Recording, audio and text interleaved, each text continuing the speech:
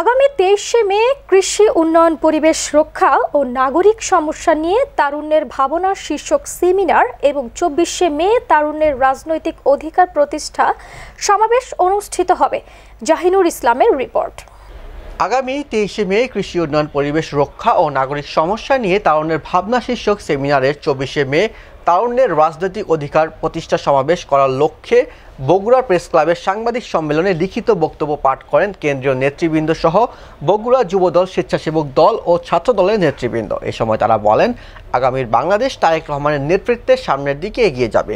স্বনির্ভর বাংলাদেশ গঠনে যুবদল, স্বেচ্ছাসেবক দল ও ছাত্র দলকে একসাথে কাজ করতে হবে।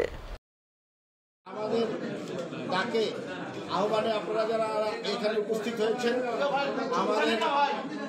আমাদের সেই সাংবাদিক বন্ধুদেরকে, আমাদের সেই সাংবাদিক ভাইদেরকে আমরা তিন সংগঠন, বাংলাদেশ জাতীয়তাবাদী যুবদল, বাংলাদেশ জাতীয়তাবাদী স্বেচ্ছাসেবক দল এবং বাংলাদেশ জাতীয়তাবাদী ছাত্র দলের পক্ষ থেকে শুভেচ্ছা জানাচ্ছি, অভিনন্দন জানাচ্ছি, মোবারকবাদ জানাচ্ছি।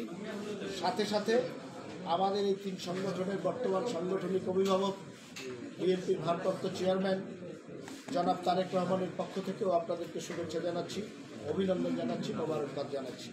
আপনারা জানেন, আগামীকাল শুক্রবার এবং পরদিন শনিবার আমাদের দুটি প্রোগ্রাম আছে। একটি সেমিনার অনুষ্ঠিত হবে আগামীকাল শুক্রবার এবং পরদিন তারুণ্যের সমাবেশ অনুষ্ঠিত হবে, তারুণ্যের অধিকার রক্ষার সমাবেশ, প্রতিষ্ঠার সমাবেশ অনুষ্ঠিত হবে।